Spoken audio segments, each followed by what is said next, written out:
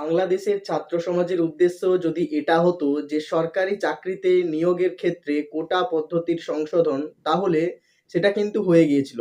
ছাত্রদের লাগাতার আন্দোলনের ফলে সরকার পর্যন্ত বাধ্য হয়েছিল ছাত্রদের দাবি দাবাগুলো মেনে নিতে, এবং সে দেশের সুপ্রিম কোর্ট সরকারি চাকরিতে 97% মেধার ভিত্তিতে নিয়োগের কথা বলেছিল। তবুও কেন বাংলাদেশে হিংসা এতটা ছড়িয়ে পড়লো? আসলে ছাত্র আন্দোলনকে সামনে রেখে তাদের মূল উদ্দেশ্য ছিল বাংলাদেশের বর্তমান সভ্যতার পতন ঘটানো। বাংলাদেশের কিছু মৌলবাদী গোষ্ঠী তারা কখনোই চাইতো না যে বাংলাদেশের সঙ্গে ভারতের একটা সুসম্পর্ক গড়ে উঠুক।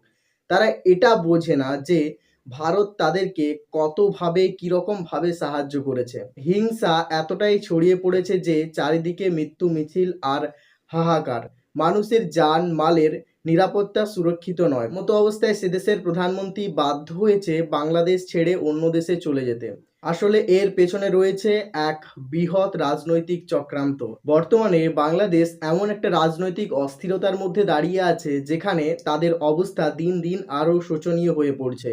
কিছু মৌলবাদী সংগঠন ভারতকে এতটা আক্রান্ত করেছে যে তাদের দেশের সাধারণ মানুষের মনে ভারত বিদ্বেষী মনোভাবকে জিইয়ে তুলেছে এই সব মৌলবাদী সংগঠনগুলো। তারা নিজেদের স্বার্থে এবং রাজনৈতিক ক্ষমতাকে চরিতার্থ করার জন্য সাধারণ মানুষকে আন্দোলনের মুখে ঠেলে দিয়ে তারা ফায়দা নিচ্ছে। আসলে সে দেশের ছাত্র সমাজের দাবি এটা ছিল না যে সরকারি চাকরিতে নিয়োগ পদ্ধতিকে বাতিল করা।